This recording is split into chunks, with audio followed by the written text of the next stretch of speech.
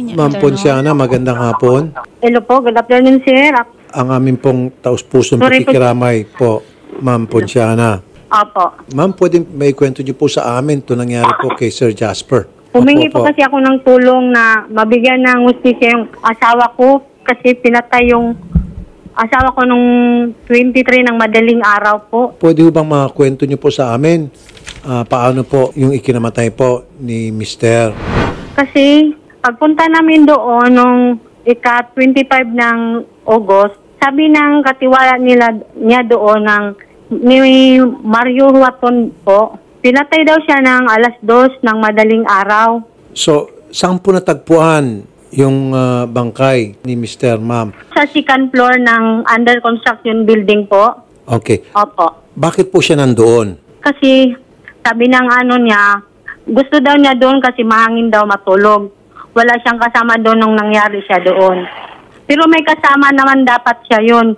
Hindi daw doon natulog. Tindiro lang po ang kanyang trabaho doon. Pero bakit po siya nandoon sa construction site? Yung katiwala niya doon sa may building na yun, ninong kasi niya doon.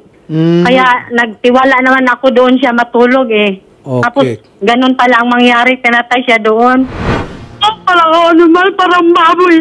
Ginawa sa asawa ko. Nakita mo naman siguro yung picture. Di kasi ako makamubunag ngayon. Pati yung niya.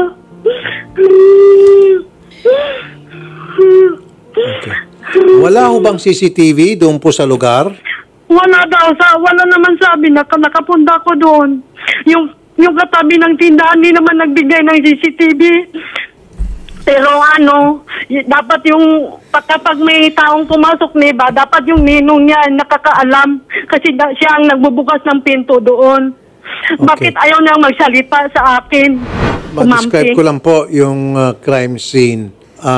Hindi po namin pwedeng ipakita. Kalat na kalat po yung dugo. Wala pong saplot pang ibaba. Parang baboy hindi nawa nila sa akin.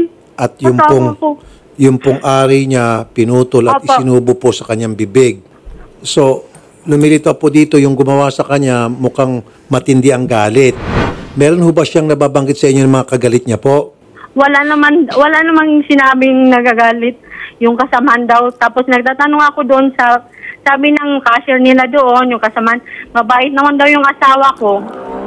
Oo nga, mabait nga po si Mr. Pero wala ho bang mga naiinggit, nagagalit sa kanya, hindi siya gusto? Kasi po, ito yung klase ng krimen na crime of passion, yung sobrang galit po doon sa inyo, Mr., para gawin po ito. Kasi usually, pag yung pinatay, sasaksakin o babarilin, tapos na. Ito po, tinadtad ng saksak, pagkatapos pinutol po yung ari, tapos yung ari isinubo po sa bibig niya. Pinapakain sa kanyang bibig yung ari niya. Opo. So, ibig sabihin, sobrang tindi po ang galit nito sa kanya.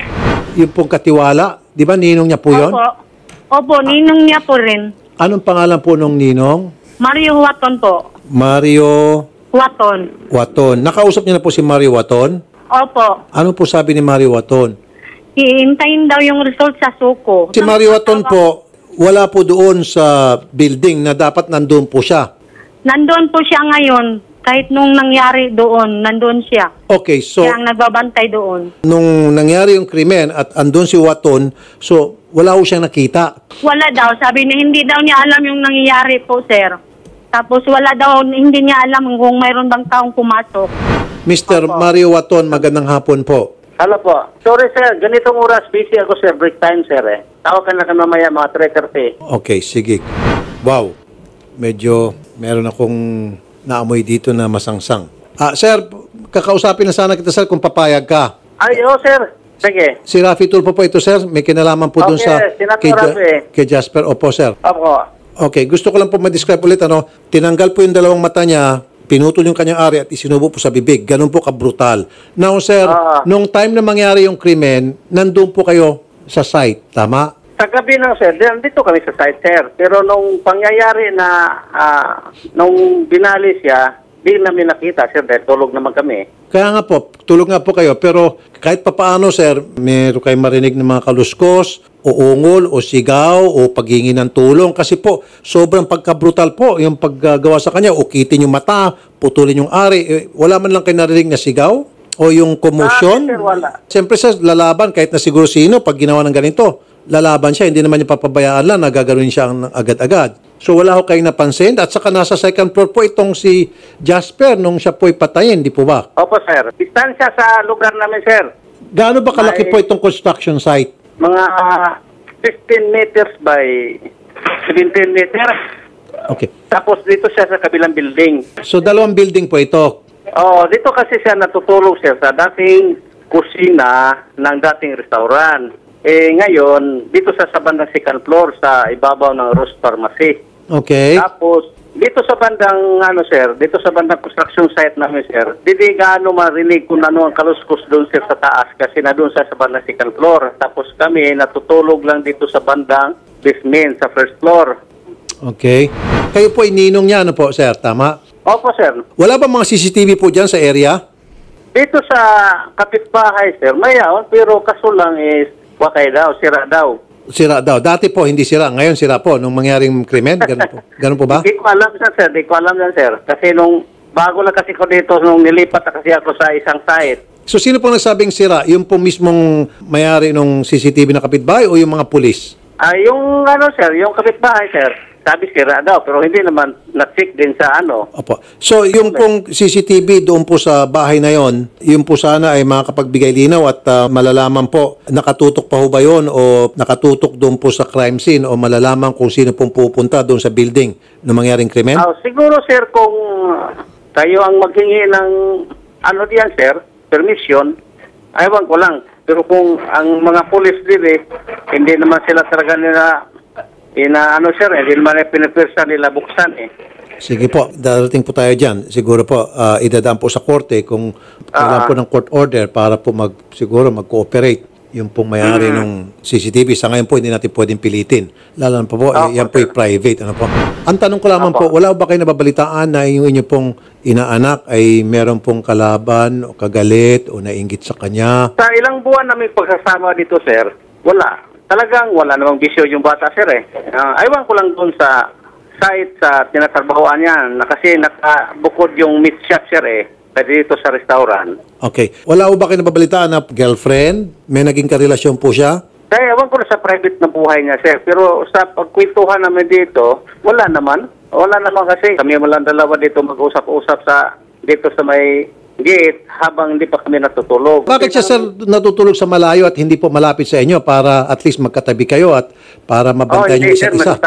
Distansya, sir. Pero bakit po siya natutulog malayo sa inyo? Yun po tanong ko. Kasi kung ako po pupunta po sa isang malaking building at matutulog po ako doon under construction, hindi po ako tutulog sa napakalayo. Siyempre doon ako matutulog malapit sa mga kasama ko o kung sino man nandyan pa na kasama ko, doon ako matutulog malapit sa kanya at least kahit na mga isang pa. Hindi po ako pupunta ng ilang metrong malayo. Di po ba? Am I making sense po? Komportable siya doon, sir, dahil mahangin. Bukod sa mahangin, komportable siya doon. Okay. Kasi dati namang may mga kasama siya. Okay. Pero yung doon sa lugar niyo po, sir, hindi ba mahangin yung tinutulugan niyo rin? Hindi, sir, dahil kulong siya sa ibang mga, nakabakod kasi, sir. So yung sa tinutulugan mo, hindi mahangin. Kaya pinili niya matulog doon sa ilang metrong layo kasi mahangin. Opo. Doon sa mandang itaas kasi grills lang ang Opo. takip doon. Sino po yung kasama niyo, sir? May kasama ba kayo nung gabing yon? May kasama kayo ibang tao? Mayroon, sir. 8 kami dito sa bandang ibaba. 8 kami. Matapos po mangyaring krimen or kinabukasan po, nandun pa rin po yung 8? Nandito, sir. Yung 8 na yung pangyayari ng tumaga kasi ganitong istorya, sir. Nagising ako ng 5:45 sa aga. Napansin ko na mayroong nagkaiba dito sa lamisa ko. Yung barya-barya ko, kinuha yung tagpa 5 pesos. Ngayon, lumapit naman yung isang mason na yung bag daw niya is sinalubhog. Nawala na yung kwarta niya. Then, nung time na yon nagkagulo na kami dahil may nawawala na mga gamit. Tapos, umakyat kami sa second floor sa construction site. Ito, napansin namin na itong mga wires na konektar sa welding machine is nawala. Then, nagkagulo na kami. Kaya, yung isang kasama namin na electrician, umakyat siya doon sa second floor yung tinutulugan ng bata dahil nga nandun yung damit niya. Okay. Ngayon, nandun na yung bata, nakabulagta na. Then, nagpaalam sa sabi siya na ang kasama namin isa doon sa second floor is namatay. Kaya kusa akong pumunta sa pulis. Pinalam ko sa pulis na ganito ang nangyayari. Sabi niyo po sa nung umaga 5:45, yung mga kasama niyo nagreklamo kasi nang siwala na yung kanilang mga gamit. Ano po? Okay. So nung siwala na yung mga gamit nila, nagtataka po kayo kung ano nangyari, kung sino may kagagawan. Oo. Intact pa rin po kayo, kayong lahat 8 nandoon po. Oo, intact pa rin kami, sir. Lahat po kayo nandoon at lahat po kayo nawalan. Nagising na lang kami nga lahat dahil nga may nabalitaan na namin nga nawalaan yung mga gamit. Okay. Kaya, Pero hindi ba nakakapagtaka, sir? 8 kayo, lahat nawala ng gamit. Wala man na isa sa inyo nakaramdam na pagpasok ng magnanakaw, kung sino man yun, napakagaling naman yan na nanakawan kayo at hindi nyo maramdaman na nanakawan na pala kayo. Ay, ito nang nangyari, sir, nga hindi talaga namin alam dahil tulog naman kami ng mga panahon na yun. Kung anong oras yung nangyari, tulog kami ng panahon na yun. Kayo ba yung nagiinuman nung gabing yon para hindi ko kayo magising na yung pala isa-isa na kayo ninakawan? Hindi ka na namin alam, sir. Saan ba nakalagay yung mga gamit, mga wallet nyo, sir? Dito lang sa, yung nawala ng gamit, dito lang sa, niya, nasabit lang, sa malapit sa tinutulugan niya. Hindi po, yung mga kasama nyo, mga gamit po nila. Yun lang isa, sir, yung wallet na niya, inalugog yung wallet niya, tapos yung pera niya, maliit man lang ang pera niya, halaga 80 pesos lang ata, itong nawala niya, ay ang sa akin, mga barya-barya lang at 5. Okay. Ilan po kayong mga nawalan? 2. 2 kayo nawalan. Akala ko sabi niyo po 8, lahat kayo. So 2 kayo nawalan. Okay. Ikaw po ang nawalan. Magkano po nawala sa'yo? Barya-barya. Mga barya-barya lang, sir, mga halaga na 200 lang, sir. 200. Doon sa isang kasama po, magkano? 80 lang daw ang niya, 80 pesos lang. 80. Meron pa pong nawalan? Wala na. Wala na. Yun lang, mga gamit namin. Tapos yung mga wire, sir, yung mga tira-tirang wire na nag-installar, yun lang kinuha. Okay. So, nung maramdaman niyo po na nawawala po yung 200, kasama niyo 80, ano pong sunod na ginawa niyo, sir? Kaya anong panahon na yun, sir, dumiretso na ako sa pulis. Kaya nagpaalam ako dahil nakita na kasamahan namin na nandun na yung isa, patay na sa taas. Okay, sir. So, matapos po kayo mawala, kasama niyo ng 80 pesos, kayo nawala ng 200, umakyat po agad kayo sa taas para tingnan po itong si Jasper? Hindi, sir. Hindi lang akalain niya, sir, dahil magkuha siya ng bag damit, kaya maliligo sana. Kasi yung damit niya, nandun nakapwesto sa taas. Hindi lang siya natutulog doon dahil nga medyo medyo malamok. Kaya dito siya sa bandang baba.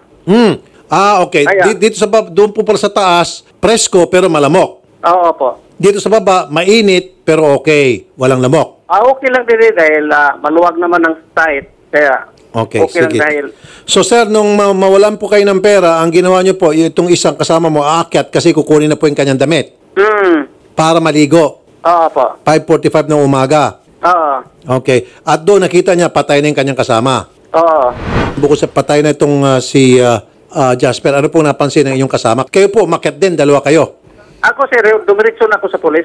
Pinuntahan ko na yung pulis, pinaalam ko sa kanya na may nangyayari. Ano po, may nangyaring pagnanakaw o may namatay? May namatay. Yung namatay kasi nakita na niya na may patay. Kaya sabi ko sa kasamaan ko na huwag yung galawin kaya pupunta ko sa pulis. Tama. Mismo ang pulis na ang nagano, sila na ang tumingin doon.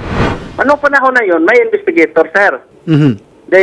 Yun na nga, kinanda kami ng investigar, bawat isa, pero wala namang may turo dahil nga wala naman nakasasita sa amin. At saka, hindi naman namin alam kung sino gumagawa ito. Okay. Kaya Yung construction site nyo po ba, sir, pwedeng kahit sino maglabas-masok? Wala ho bang gate? Wala ho bang pinto? So, kahit na sino pwedeng pumasok anytime na gusto niya? May gate, sir. Sarado na yun sa gabi. Alas 9, sarado na, sir. So, paano po nakapasok sa gate kung sarado? Yan ang di na namin alam, sir, kung saan siya dumaan. Dahil nga, itong nangyari nga, yung ginamit sa pagpamukpok sa kanya, sa bata, ito natagpuan namin yan sa may tagiliran ng katabi ng construction.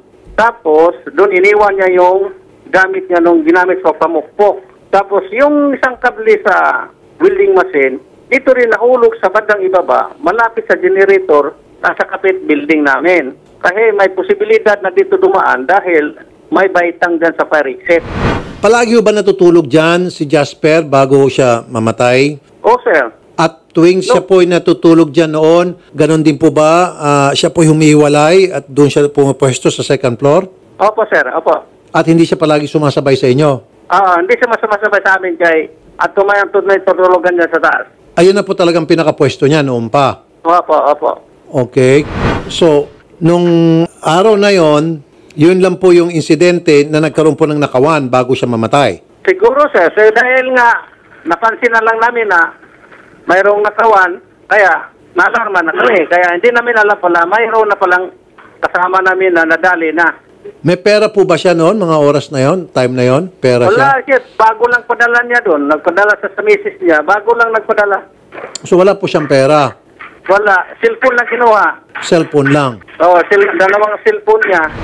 Last na lamang, sir. So, wala po siya nagkikwento sa inyo na po siya ay may girlfriend, may naging karelasyon? Sir, wala. Sir, kasi na yung bata, pitfall naman to sa misis niya. Siguro dahil wala naman siyang kakwentuhan sa cellphone. Ang kausap niya palagi bago matulog, may misis niya, yung anak. Kasi dito lang palagi sa akin yung magkwentuhan kami sa gate. Wala ho ba kayong nabalitaan na siya po ay naging testigo sa isang pangyayari, isang nakawan, o isang insidente? Aywan ko lang dito sa site, trabahoan niya. Pero dito sa lugar namin, kasi natutulog mo lang siya dito. Hindi naman siya kasama sa trabaho namin dito. Okay. Ang lang yan, dito lang siya matutulog, mapaligo, tapos maglaba, yun lang. Normally kasi, yung para ukitin yung mata mo, pwedeng masabi na meron siyang nakita o siya ay naging witness at siya ay nagsumbong sa mga otoridad. Maaaring kaya nung pinatay siya, tinarget talaga siya, yung mata ang unang pinagdiskitahan. O pangalawa, para putulin yung ari niya, it doesn't make sense. Yung random na tapos puputulin yung ari, ipapasak sa bibig. May reason yung pumatay kung bakit niya ginawa yon. May ganti, idol. There has to be a reason. Hindi naman pwede yung random na puputulin yung iyong ari, ilalagay sa bibig mo, tapos ukitin yung dalawang mata mo. Merong dahilan talaga yon. Yun dapat ang imbestigahan talaga ng mga pulis. Yes po, tsaka tinalupan po yung balat niya sa mukha, idol. Talagang pinahirapan po siya. So kung random lamang po yung random na killing, hindi po ganun katindi. O pati yung balat pala. Addict, pwede rin.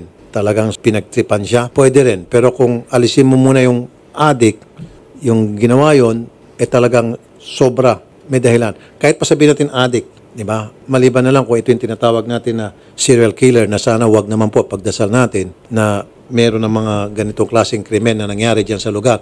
Yun sana matatanong sa mga pulis natin, meron na bang ganong klaseng krimen in the past na pareho yung MO, pareho yung style ng paggawa sa krimen, A, or B, ito bang si victim ay naging witness, and then C, meron ba itong karelasyon? Those are the things na pwedeng gawing lead ng mga pulis sa kanilang pag-iimbestiga. Sir Mario. Sir? Lahat po kayo nakausap na po ng mga pulis, Sir Mario. Nakausap na po nung panahon na yun, sir. Pinapabalik-balik pa nga kami doon sa municipal dahil nag-conduct sila ng fingerprints, tapos nag-DNA. Okay, good. Lahat po yan, ginawa ng mga pulis.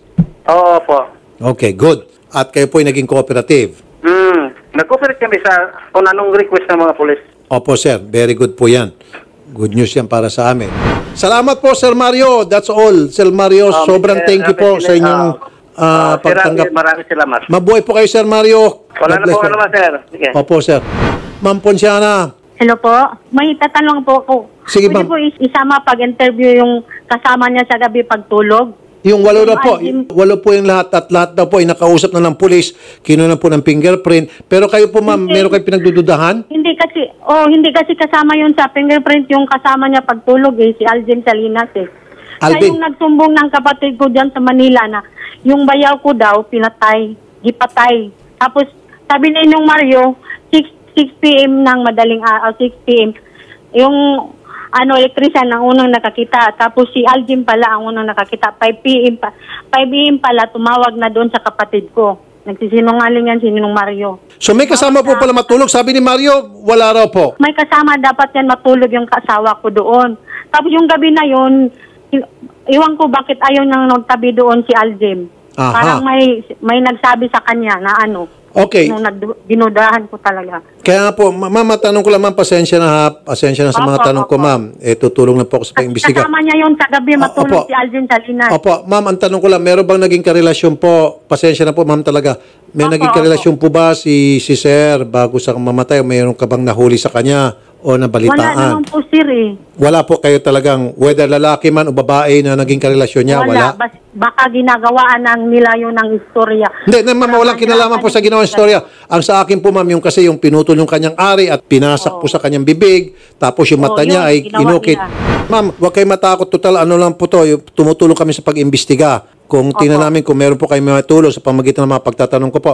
Tapos, siya ho ba ay naging testigo po sa inyong pagkakaalam sa isang pong insidente o krimen? Wala bang nangyaring insidente na siya po'y pinatawag sa barangay para siya po'y kuna ng statement, magtestigo sa mga insidente, sa mga pangyayari sa barangay kung saan mang lugar? Sa pulis? Wala naman. Sir Mario, Okay, sir. sino po si Alvin? Ay, kasamaan sa trabaho nila yan, sir, doon sa meat shop. Okay. Si Sir Alvin, ito na po ay palaging katabi niya matulog. Oh, sabi niyo kanina, wala siyang katabi matulog palagi, mag-isa lang siya kasi mahangin. So bakit ngayon, biglang sabi mo, meron palang Alvin na katabi niya matulog? Noong panahon na yun, sir, 2 gabi na siya lang mag-isa. Dati, sila si Alvin matutulog doon. Noong panahon na yung nangyayari, 2 gabi na nakalipas na siya lang mag-isa. Opo, bakit po nawala si Alvin? Ano pong dahilan bakit lumipat siya? Saan po siya lumipat? Doon sa meat shop, yung tinutulugan ng misis niya, kasi ang sistema kasi nun, sir, once na is medyo standing niya sa misis niya, hindi siya matutulog doon. Dito siya matutulog sa kasama ni Jasper. Okay, so in short, sir, nung 2 gabi na hindi natutulog doon si Alvin, ay dahil sa ano po? Ano pong ulit yung reason? Minsan mag-away kasi mag-asama pa. Silos, gano'n ba? Ano po? Selos po si Mrs. Siyempre may mga away-away sa mga mag-asawa, gano'n yun. At bakit po sino pinagsolosan ni Mrs.? Bisyo lang kasi, sir, yung sigarilyo ba? Babaw naman. Sa selos Ayaw na lang. sigarilyo. Ayaw lang misis niya naman ni Garilio, pero tuloy pa naman siya manigarilyo. Okay, ayaw na misis niya na naninigarilyo siya kaya nagsiselo siya. Kaya ang ginagawa niya nitong si Alvin ay umaalis at natutulog sa tabi ni Jasper. Apo. Nag-aaway siya ni misis dahil sa sigarilyo, nagsiselo siya sa sigarilyo and then itong si Alvin pupunta dito kay tabi ni Jasper at natulog. Ngayon, 2 gabi na hindi na siya natulog doon kasi malamig na sila misis. O cool na, okay na. Apo. Ito po ba na-interview ng mga polis tong si Alvin? Hindi ko na alam, sir, kasi ibang sir, ibang lugar sila. Okay. Ano po sa pagkakilala nyo kay Alvin? Ay, lang, sir, yung wala naman ding bisyo yung tao na yun.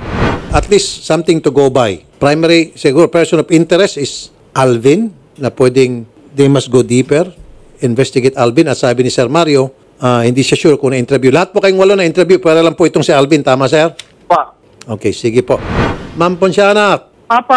si Alvin daw po, 2 gabi na, hindi kasama ni Mister. Opo. Kasi bumalik na po sa kanya misis. Kasi nagdududa ako, sir, na posible wala siyang alam na 5 p.m. pa lang tumawag siya sa kapatid ko sa Manila na sinabi na sa akin, kapatid ko, Loy, imong bayaw, gipatay.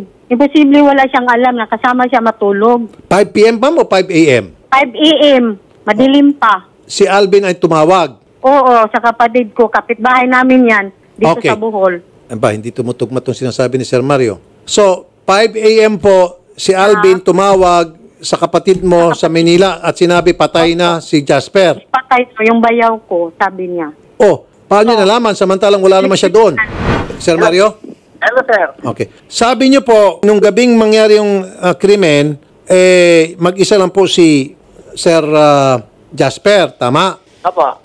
Sabi po ni Mrs., nung 5 a.m. na madaling araw, nung araw ng krimen, si Alvin ay tumawag Tumawag sa kapatid ko po sa Manila. sa kapatid ni Ma'am Ponciana sa Manila para sabihin patay na si Jasper. O bakit nalaman po ni Alvin? Noong umaga na yun, sir, si Alvin doon natutulog sa misis niya. Oh, Ngayon, pumunta siya dito sa site dahil dito kasi siya nagluluto kasi dito ang kusina nang magluluto siya ng kasaba cake, itong mga kakanin doon may display sa restaurant. Kaya tuwing umaga, pupunta siya rito dahil magluto. Oo, kaya ganun ang nangyari. Noong nalaman niya ay ganun ang pangyayari. Kaya, okay, so hindi siya natulog doon pero nagluluto siya tuwing umaga doon. araw-araw nandito siya sa pwestuhan nung namatayan. Bakit doon po siya nagluluto? May bahay naman po siya. Ba't hindi siya magluto sa bahay niya? Sir, kasi dito ang dating lutuan ng di pa ito nirenovate itong restaurant. Lutuan talaga yan. Di kusina dati yan, sir. Okay, sir, gaano kalayo ang bahay ni Alvin sa tinutulugan po ni Jasper? Mga about 50 o 60 meters. May bahay ba si Alvin? Excuse sir, din Alvin sir, Aljim. Aljim, okay. May bahay ba si Aljim? Ay yung lugar ng tinatrabahoan ng ano. Hindi, sir, pakisagot lang, sir. May bahay ba siya? Wala namang bayan kay taga Bohol man ito sir. Hindi, pero sabi mo, may misis siya, di ba? Yung misis niya nandun natutulog sa meat shop. Yung lugar na tinatrabahoan ni Jasper. Hindi nga po, sir. Di ba, sir, sabi mo, umuwi sa misis niya noong 2 gabi? Oo po. Okay. Saan ba yung misis niya na inuwian niya noong 2 gabi? Doon sa isang building na ng meat shop na yung tinatrabaho niyang meat shop. So wala silang bahay, pareho silang walang bahay, nakikitulog lang kung saan-saan. Opo, itulog lang sa kwarto binigyan lang sila ng kwarto sa may-ari. Okay. So yung lutuan talaga doon kung saan pwesto po si Jasper. Dito. Okay, sige. Salamat po, Sir Mario. Walang ano man, Sir Rafi. Okay. Sir Mario is very cooperative and we really appreciate him. At tinatawagan na siya paulit-ulit, mabilis sumagot. For me, he's out. Hindi siya kasama rito kasi doon sa kanyang mga sinasabi. Statement. Opo. Okay. Wala pa rin yung mga pulis. Wala, sir. Madami na po silang nagtatawag ng mga staff sa likod, sir. Talagang wala po talaga. Pero Cannot bakit be si reached Marin po. natatawagan? Yun po. Cannot be reached po lahat, sir. COP, PD, lahat po, sir, tinatawagan na po natin. Wala po talaga makontak, sir. Sherry, sabi mo. Dapat talaga nakaready na kanina palang umaga. Nakaready na kaninang umaga pa. Ang problema, sir, nakakausap na po natin dapat talaga investigator. Opo. Ngayon po talaga nakapatay, sir. Nakapatay yung mga phone. Lahat po, pati po, Na-explain naman po kanina, sir, kasi yung mga DNA test po ng Yan mga po, suspect kompleto na po ng is detalye. kinuha na po, yung mga allegedly suspect. Nakausap niyo yung investigador. Yes, sir. po, nakausap Pero ngayon ba't po hindi po, na? sir. Yun nga, sir, kaya nabubuisit na po kami sa likod, din Ano sa nagsisigaw. palagay mo, Sherry? Hindi, sir. Madami po talaga nagtatawag kanina sa ano. Sabi kasi ng mga netizen, wag daw istorbohin yung mga pulis kasi natutulog. Ewan ko nga po, sir, puro not yet in service. Opo. Hintayin na lang natin pag nagkaroon na silang signal Opo. and then tayo magkukuha ng update sa Thursday. Ma'am Ponciana, Po? kami po ay nagkikiramay at kung ano po may tutulong namin, wag niyo po ibaba ang telepono. Kami po ay tutulong sa inyo. Opo, Ano thank you po, sir. Sige po. Kasi Sir Rafi Tulfo po, Ma'am. ilang beses na po ako follow up, sige, update sa Katarman. Ayaw namang subagot ng investigador doon. Kaya nga Mga po. 3 beses, 4. Ayaw Naniniwala sumagot po sa ako akin. kung kami nga po ma'am, hirap na hirap, napipiko na po kami kasi ang bagal po Ayaw ay nilang sumagot. sagutin eh. Sige ako update. Ayaw naman sumagot. Opo, ma'am. Yan po siguro isa sa mga bagay na pwede namin iparating sa PNP na siguro maglagay din sila ng landline. Wala bang landline, Opo. Shari? Puro cellphone po. Actually, kahit sa PNP directory po, puro cellphone po. Now, ito yung may problema ang ating PNP. Ito yung sinasabi ko noon pa. So, paano kung bumagsak yung signal ng Telcom? Hindi na makontak itong mga polis. Inutil na itong mga polis. Kasi may mga nababalita na kunong panahon na yung mga police station pinuputulan ng linya ng telepono kasi hindi nakapagbayad. Totoo yan. Maraming beses yan. Kasi ang bayad yan, manggagaling yan sa Krame. Krame, dadalhin yan. Katulad ito, sa Samar, kung ano yung region niyan, PD. Pero dapat ang mga polis may landline. Di ba? Alisa, yung Taguig may landline? Cellphone din. May landline kayo na sa Taguig. O, di ba? Buti nga na brought up to. Really, seriously. I will talk to the PNP, kataas-taasan, and I will ask kung pwede, lahat ng istasyon ng pulis dapat may landline. It should be a must. Hindi tayo umaasa lang sa cellphone. Kasi every now and then, hirap ang signal. At least sa landline, hindi mo pwede sabihin na hirap ang signal. Landline yan eh. Di ba? Requirement yan. This is not the first time. Malala ko. Meron mga insidente in the past na walang landline yung police station. Walang radyo. Okay? So, kulang sa landline ang ilan sa mga police station. Yan yung isasama natin pag-report natin sa PNP. Okay? Baka naka 12 hours na. Nagpahinga na sila, pagod na. Sabi ni Harry Torres, malala yung Sir Harry, maaari nga siguro, naka 12 hours na yung police ng tama. Ang galing to si Sir Harry. Sa Katarman, kaya kailangan matulog na muna. Pag natulog sila, sige, wala nang Kailangan talaga maimbestigahan to. Kung magaling ang mga police dito, masusolve nila to eh. Totoo. Kasi yung style ng pagpatay, Ang laki ng galit. idudugtong-dugtong mo lang yan eh. Mag-interview ka lang. Opo. Di ba? Totoo, di ba? Pag sa random killing, isang sak-sak-sak-sakin lang yan. Pero yung ukitin yung dalawang mata mo, and then puputulin yung ari mo, isusubo sa bibig mo, may reason yun, may purpose yun.